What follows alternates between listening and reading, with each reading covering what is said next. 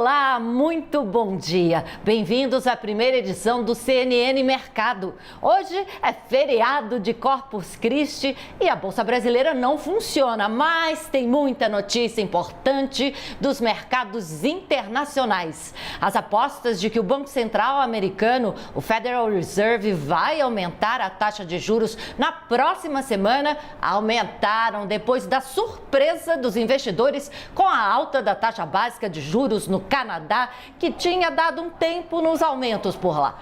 A reunião do Federal Reserve, que vai decidir o nível dos juros americanos, está marcada para os dias 13 e 14 de junho.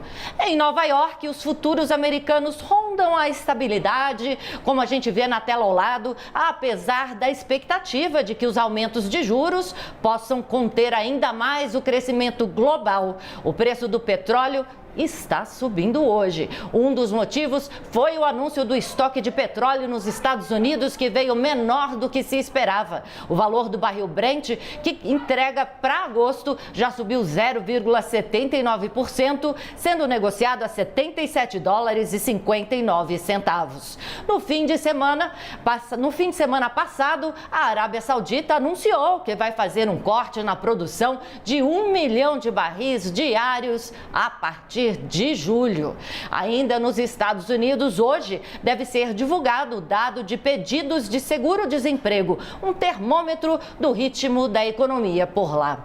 Já nas bolsas europeias, o clima agora de manhã nas negociações é de cautela, após o recuo de 0,1% do PIB europeu no primeiro trimestre, na comparação com o mesmo período de 2022. Os 20 países que usam o euro como moeda entraram em recessão técnica, que é quando o resultado do PIB é de retração por 2 trimestres consecutivos.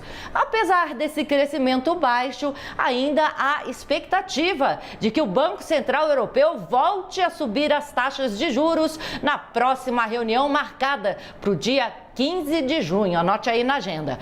Isso porque a presidente do banco, Christine Lagarde, disse essa semana que ainda há sinais de uma inflação persistente na região. Lá, a meta de inflação é de 2%, mas a taxa de inflação em maio ficou em 6% na comparação anual, um pouco abaixo do esperado.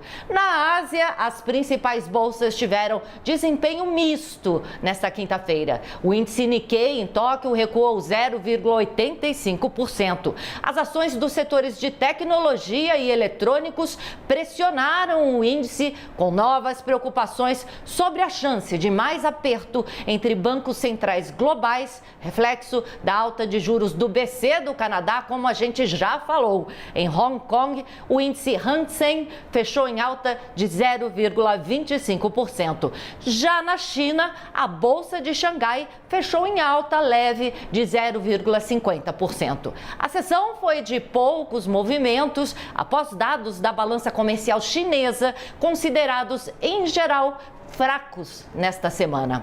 E isso vem gerando dúvidas sobre o ritmo de recuperação do país.